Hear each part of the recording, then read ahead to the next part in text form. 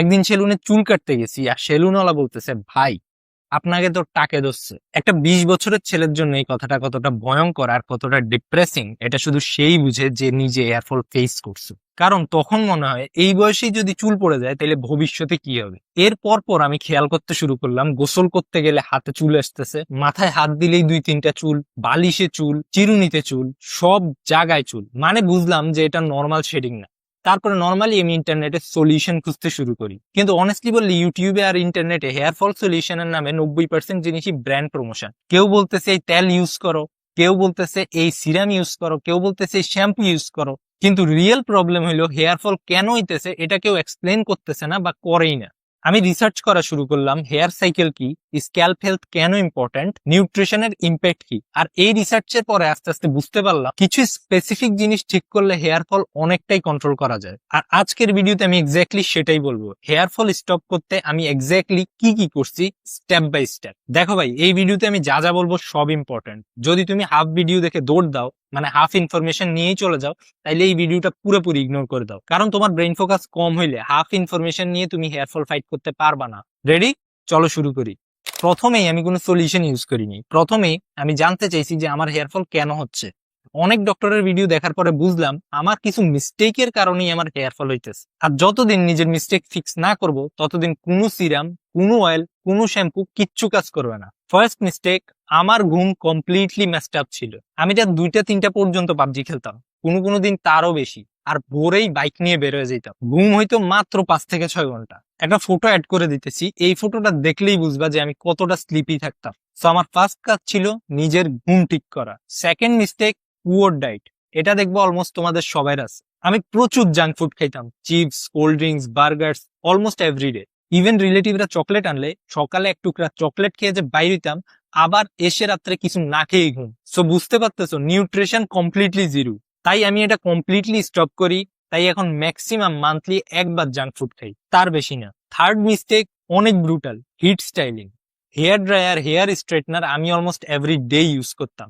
প্রবলেমটা কি জানো? হিট ডাইরেক্টলি চুলের প্রোটিন স্ট্রাকচার ড্যামেজ করে। চুলের মেইন প্রোটিন হচ্ছে ক্যারাটিন। হাই টেম্পারেচারে এই প্রোটিন উইক হয়ে যায়। রেজাল্ট, চুল ড্রাই হয়ে যায়, উইক হয়ে যায়, আর ইজিলি ব্রেক হয়ে যায়। অনেক সময় আমরা ভাবি যে হেয়ার ফল হইতেছে, বাট না, এটা হিট স্টাইলিং এর থেকে ব্রেকেজ হইতেছে। আর আমি তখন হিট প্রোটেক্টেন্ট ইউজ করতাম না। যখন আমি এটা বুঝলাম, আমি কমপ্লিটলি হিট স্টাইলিং অফ করে দিছি।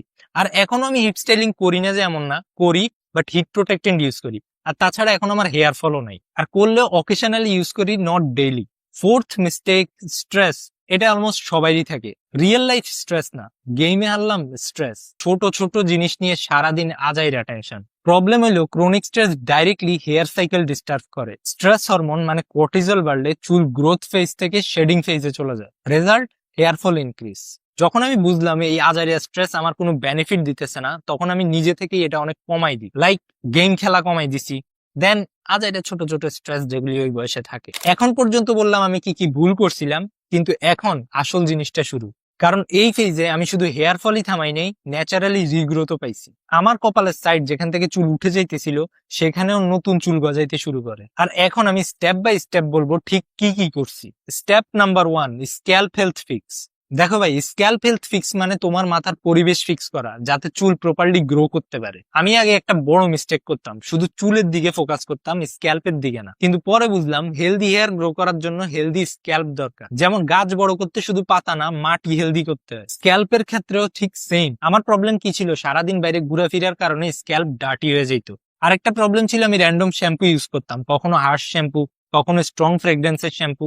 রেজাল্ট কি হতো? স্ক্যাল্প আরো ড্রাই আর ইরিটেটেড হয়ে যেত। সলিউশনের জন্য আমি কি করছি, প্রথমে তো শ্যাম্পু চেঞ্জ করছি, sulphate and paraben free shampoo নিছি, মানে মাইল্ড শ্যাম্পু যেটা বলে। দেন ডেইলি শ্যাম্পু করা অ্যাভয়েড করছি, কারণ ওভার ক্লিন করলেও, মানে বেশি ক্লিন করলেও স্ক্যাল্প আরো ড্রাই হয়ে যায়। মাইল্ড শ্যাম্পু উইকে 2 থেকে 3 বার ইউজ করতাম, শুধু চুলে না, স্ক্যাল্পে, জেন্টাল মাসাজের সাথে। এই সিম্পল চেঞ্জ করার পরে 2 উইকের মধ্যে আমি নোটিস করি যে স্ক্যাল্প আরো ক্লিন লাগতেছে, ইরিটেশন কমে গেছে, আর most importantly hair fall visibly কমে গেছে। তবে একটা জিনিস মনে রেখো, শ্যাম্পু এর মেইন কাজ হলো স্ক্যাল্প ক্লিন করা। কেউ বলবে এই শ্যাম্পু দিয়ে হেয়ার রিগ্রোথ হবে, এটা fully scam, marketing tactics. Shampoo দিয়ে হেয়ার রিগ্রোথ হয় না, জাস্ট স্ক্যাল্প ক্লিন করে।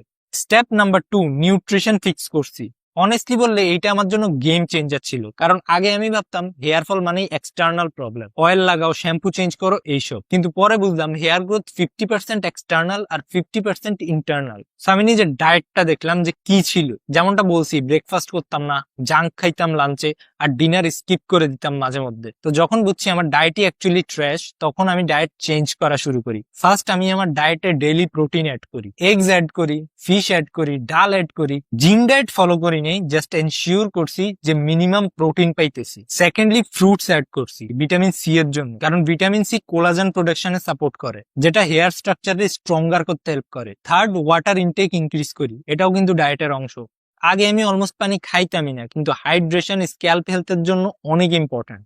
এটা চেঞ্জ করার পরে ইনস্ট্যান্ট রেজাল্ট আসে নাই, কিন্তু 3 থেকে 4 সপ্তাহ পরে হেয়ার শেডিং ভিজিবলি কমছে। এই জায়গাতে এসেই আমি বুঝছি এক্সটার্নাল ট্রিটমেন্টের আগে ইন্টারনাল নিউট্রিশন ফিক্স করা essential. Step number 3, gentle oil massage.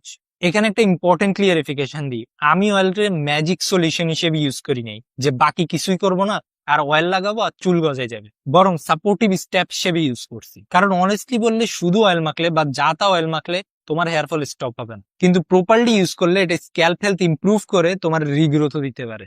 আগে আমি কি করতাম, অ্যাগ্রেসিভ ভাবে অয়েল মাসাজ করতাম, স্ট্রং রাবিং, নেলস ইউজ, ভাবতাম বেশি ঘষলে সার্কুলেশন বাড়বে। কিন্তু পরে বুঝলাম যে এই aggressive rubbing hair roots loose করে দেয়, যার ফলে রেজাল্ট হয় উল্টা, হেয়ার ফল আরো বেড়ে যায়। আমি তখন জেন্টেল অয়েল মাসাজ শুরু করি, উইকে 2 বার, এর বেশি না। খুব লাইট প্রেসার দিয়ে ফিঙ্গার টিপস দিয়ে ম্যাসাজ করতাম, no nails, just circular motion. আর এখানে একটা জিনিস অ্যাড করি, আমি ব্লাইন্ডলি যে কোনো অয়েল ইউজ করিনি, কোনো অ্যাড দেখে দৌড় দেই নেই কিনতে।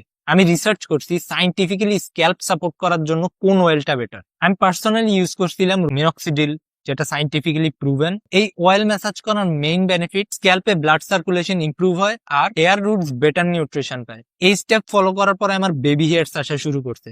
কিন্তু মনে রাখবা, এটা একা মিরাকল সলিউশন না, কিন্তু স্টেপ 1 আর 2 যেটা বললাম এটার সাথে কম্বাইন করলে রেজাল্ট নোটিসেবলি বেটার হয়। Step number 4, consistency. এইটাই মোস্ট ইম্পর্টেন্ট পার্ট।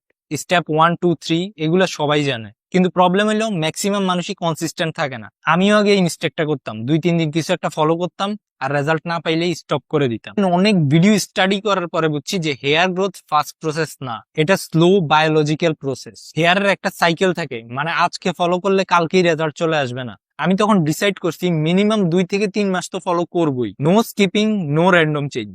প্রথম 1 থেকে 2 সপ্তাহে অনেস্টলি ড্রামাটিক চেঞ্জ দেখবা না ভাই, আমিও দেখিনি, কিন্তু 3 মাস এটার প্রপারলি মেনটেন করলে অনেস্টলি তুমি ভালো রেজাল্ট দেখবা। ম্যাক্সিমাম মানুষই কুইট করে দেয়, রেজাল্ট আসার আগেই স্টপ করে দেয়। আমি কন্টিনিউ করে রেজাল্ট পেয়ে বলতেছি হেয়ার ডেন্সিটি ইমপ্রুভ হইতে থাকে। ভিডিওটা যদি তোমাকে হেল্প করে থাকে তাইলে সবার সাথে শেয়ার করো, যাতে অল্প বয়সে আর কেউ চুল না হারায়। See you in the next video. Love you, tata.